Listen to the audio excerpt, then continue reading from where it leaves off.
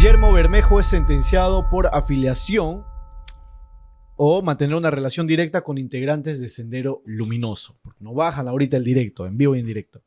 El Poder Judicial condenó a Guillermo Bermejo, quien ejercía la función de parlamentario, por el partido político Voces del Pueblo. Hay que recalcar que Guillermo Bermejo llega al Congreso de la República tras el voto popular de los comicios del 2021 por el partido de Perú Libre, partido de en aquel entonces de Pedro Castillo. Pero fue condenado a 15 años de prisión efectiva tras ser hallado responsable de mantener una relación directa con integrantes de Sendero Luminoso en los valles del río Apurímac en N y Mantaro, más conocido como Braem. Pero esto no es de recién, esto ya es un proceso, una investigación, un juicio que data de más de 10 años, por lo menos, porque dice que fue entre los años 2008 y 2009. El anuncio fue realizado por la Tercera Sala Penal Superior Nacional Liquidadora Transitoria, pero dentro de toda esa condena existen muchas interrogantes. Sin embargo, empecemos primero por el delito por el cual fue condenado, Renzo. A ver, el delito de afiliación al terrorismo es claramente una de las consecuencias que implicó toda la existencia del terrorismo, porque tengo que evitar usar esa palabra. Sí. Tengo que evitar usar esa palabra. Este delito que básicamente implica, en la época en la que todo el mundo, perdón, me voy a corregir, en la época en la que proliferaba estas personas que inducían al terror a la sociedad, en el término que ya conocemos, pues ellos claramente son los directos responsables de sus acciones. Eso está claro. Pero hay delitos conexos. Estos delitos conexos son personas que estaban en su entorno que, sin realizar acciones sobre los actos concretos que hacían, por ejemplo, un coche bomba, yo no ayudaba para realizar el coche bomba. Yo ni buscaba las bombas, ni buscaba el carro, ni armaba los planes, nada. Fácil, ni siquiera estaba enterado. Pero yo formaba parte de ese grupo. Es más o menos, si quiero hacer la analogía, como lo que ahora conocemos como organización criminal. En la organización criminal hay una modalidad de pertenecer o integrar a la organización criminal. El solo hecho que tú formes parte del grupo, ya formas parte del delito, aunque tú no hayas ayudado a lo que después ellos cometen. Esta afiliación a este delito, a este grupo, es exactamente la misma lógica, en el cual se te va a condenar porque tú estabas afiliado, apegado, en conversaciones, demostrabas tu asentimiento no solo a esta ideología, sino a sus acciones. Por afiliarte a este grupo de personas, pues también había un delito. Obviamente es un delito que no llega a la gravedad de la persona que induce al terror con sus acciones, pero igual es un delito grave. Estamos viendo una condena de 15 años en este caso. Así que ese es el delito por el cual se ha condenado a Guillermo Bermejo. Tengo entendido de que en este caso, aparte de testigos, han habido colaboradores eficaces. Entiéndase por colaborador eficaz una persona que es responsable del delito o de otros delitos, pero para obtener algún beneficio procesal está aceptando culpa y echándole la culpa a otros, dando pruebas. Es un requisito que para ser colaborador eficaz, escuchaba por allí a algunos especialistas, tienes que admitir culpabilidad o protagonismo dentro del delito. Por supuesto, porque si no admites culpa, es tu derecho, pero si no admites culpa, tú afrontas el proceso como un investigado. No tiene sentido de que empieces a echar a otros y empieces a colaborar, de ahí viene el término, si primero no muestras este arrepentimiento. ¿Y cómo se refleja el arrepentimiento? Reconociendo el hecho base que se te está imputando. Y muy aparte de esta condena, también acompañó una imposición de reparación civil de 100.000 soles, una multa económica, y también una inhabilitación en ejercicio de la función pública por 2 años, fue lo que dictó el Poder Judicial. Muchos han hablado también de que... quiero precisar algo. Son 2 años adicionales al cumplir la pena.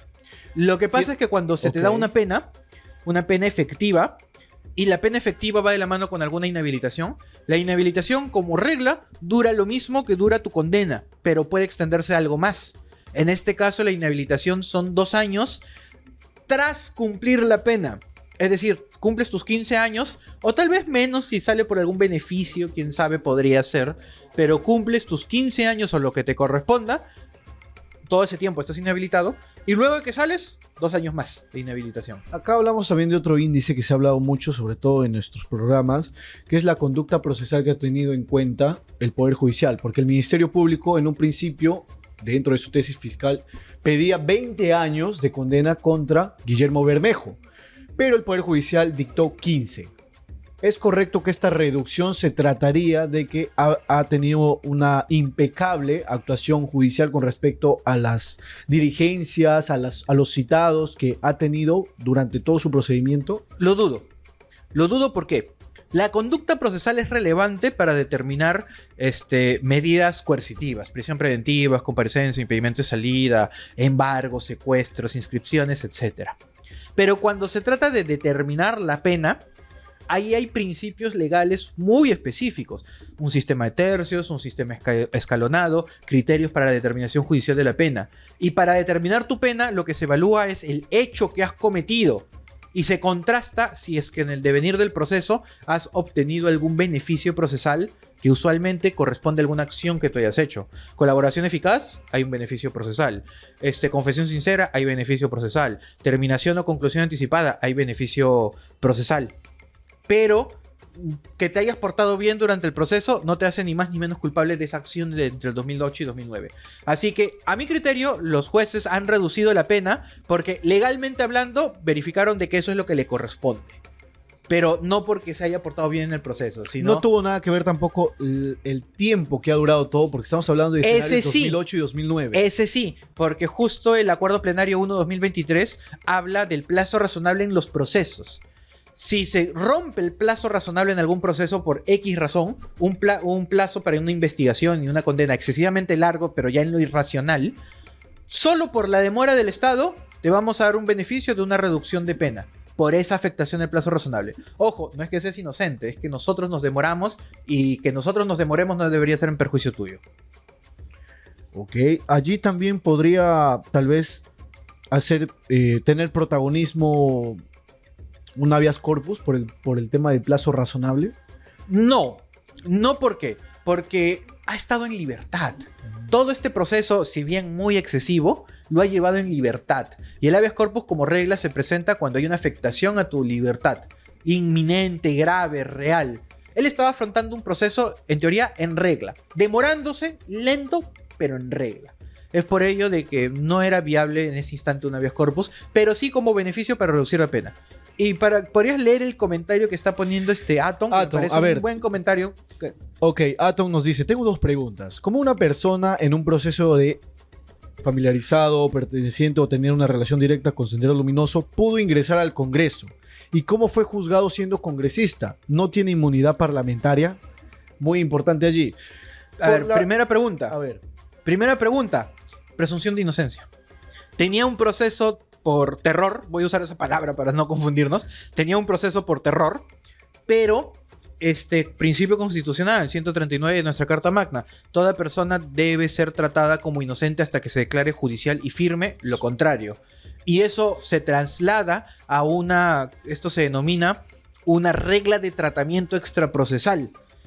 Yo no sé, supongamos que yo estoy denunciado y procesado por X delito, pero aún no soy culpable. Y como aún no soy culpable, si yo postulo algún trabajo o donde sea, me deben tratar como inocente. Es más, si tú me tratas como culpable sin que yo de verdad lo sea, tú, empleador, empresa, negocio, etcétera, tú me estás discriminando. Y tú estarías cometiendo el delito. Así que ingresó al Congreso por presunción de inocencia. Básicamente por eso. Como cualquier otra persona. Exacto. Eso aplica para todos. No solo para este delito y no solo para esta persona. Para todos. Y lo otro es... ¿cómo fue juzgado siendo congresista? No tiene inmunidad parlamentaria. Exacto. A ver, discúlpame, a ver si es que tengo la premisa correcta y te pido por favor que me corrijas. Este tipo de sanción, de condena, esta condena que se le ha dado a Guillermo Bermejo es por un hecho que data entre el 2008 y 2009, cuando él no era congresista de la República. Por ende, no puede contar con la inmunidad parlamentaria que nos deja Atom, porque se trataría de hechos anteriores al puesto que tiene dentro del Congreso. Eso es correcto. Eso es correcto, porque tú bien lo has dicho. El proceso empezó antes de que él sea congresista. Y segundo, si tú obtienes la inmunidad parlamentaria porque ganaste tu curul, eso no corta tus procesos. Tus procesos ya empezaron y no se van a suspender ni ninguna figura parecida porque ya tengas la inmunidad. El proceso continúa. La inmunidad lo que te protege es contra delitos que hayas cometido en tu cargo o cierta cantidad de años después de que dejas el cargo. Pero hechos anteriores o después de que sales del cargo y termina tu inmunidad, no los cubre. Es decir, la inmunidad parlamentaria está vigente cuando uno es congresista y que cuando comete el delito, cuando es congresista, y también dura 5 años posteriores a que culmines el cargo. Exacto. Es correcto. Correcto. Allí está, estimado Aton, tus respuestas. Gracias por participar en el programa del día de hoy. Y haciendo también una pequeña comparación con respecto al tema del titular pasado, ¿no? Que se trata de la congresista, el caso de peculado. Si es que en todo caso se quisiera investigar por el lado del Ministerio Público, tendría que presentarse la denuncia respectiva a la Subcomisión de Acusaciones Constitucionales y ellos serían los encargados de levantar la prerrogativa ante juicio político. Exacto. Exacto. ¿Por qué? Porque ocurrió en medio de su mandato, en medio de su inmunidad parlamentaria. Clarísimo. A ver, ¿qué más nos dice el informe? El expediente del caso Bermejo incluye 6 declaraciones de testigos y colaboradores eficaces, que ya lo habíamos comentado. Otros colaboradores se identificaron al ahora condenado con el alias Che. Según la investigación y según las respuestas de los colaboradores eficaces, sería el alias de Guillermo Bermejo, conocido dentro de la organización como alias Che, atribuyéndole no solo el contacto directo, sino también la promoción de actividades y entrega de recursos. Ahora, por parte de la defensa de Guillermo Bermejo, se ha presentado que iban a presentar un recurso de anulación. ¿Qué es este recurso y qué efectos tiene dentro de su proceso? Ya, recurso de nulidad.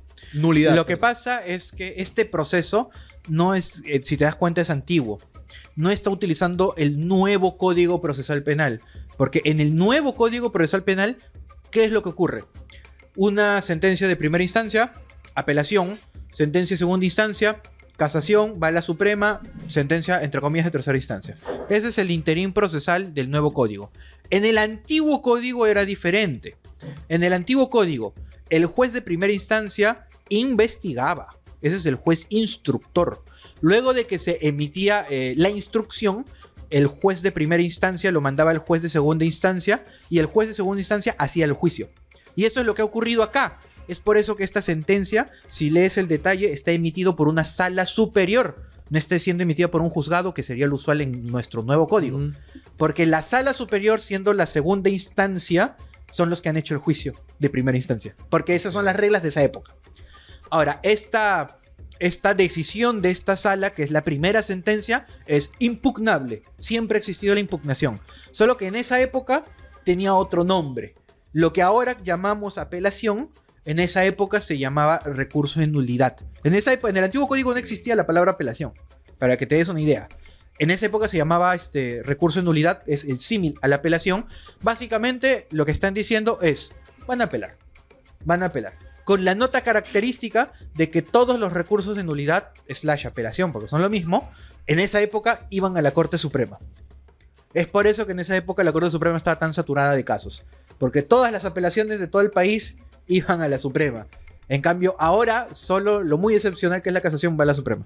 Pero en esa época, bueno, era así la norma y se tiene que seguir conforme la norma vigente en esa época. Para entenderlo entonces rápidamente, con el antiguo código, recurso de nulidad, lo que hoy se conoce como recurso de apelación. Exacto, y va a la Suprema. Interesante, es importante hacer este tipo de comparaciones, ¿no? De desligar lo que a él se lo está condenando con el antiguo Código Procesal Penal. El código se llama el Código de Procedimientos Penales. Es un código de 1940. Y el nuevo código recién empieza su aplicación en el 2004.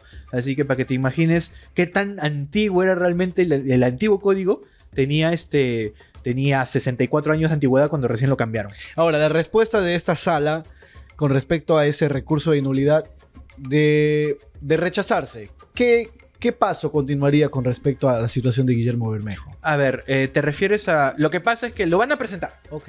Y lo que va a hacer esta sala es uno de dos. O lo admite para que suba a la sala, o lo rechaza, dice no cumpliste la formalidad, por ejemplo, fuera del plazo, y te lo rechazo. Lo interesante acá es que la sentencia ya se está ejecutando. Así que no van a esperar a que se resuelva el recurso de nulidad para ejecutar la sentencia, que muchas veces es la regla. En este caso, ya se está ejecutando de manera provisional. Él ya está en un penal, tengo entendido que está en Ancón 1, si no me equivoco. Y su pena ya empezó. Su pena ya empezó. Si sube a la Suprema, si rechazan su recurso de nulidad, bueno, él ya está en el penal. Si sube a la Suprema y la Suprema confirma, bueno, él ya está en el penal. Así que no habría diferencia. Pero si sube y la Suprema lo revoca, lo cambia, lo absuelve, ahí sí tendría que salir. Esos son los posibles escenarios. ¿Cómo ha quedado absuelto en las dos primeras... con las dos primeras salas, tengo entendido? Los otros procesos que ha Los tenido. otros procesos, Sí. porque luego llegaba el Ministerio Público y por así decirlo, apelaba y lo absolvía a Guillermo Bermejo y etcétera. Estaban en este tipo de procedimientos. Pues, Claro. ¿no? Y finalmente llegamos a esta condena de 15 años de prisión efectiva para el ex congresista. Ahora, para ir finalizando ya este tema y pasar a la siguiente noticia. El accesitario. Se ha debatido muchísimo el accesitario. Si bien es cierto, Guillermo Bermejo, antes de su sentencia, era actual congresista por el partido Voces del Pueblo, tenía su curul, y entró el debate de que va a tener un accesitario el señor Guillermo Bermejo o no, qué dice el reglamento.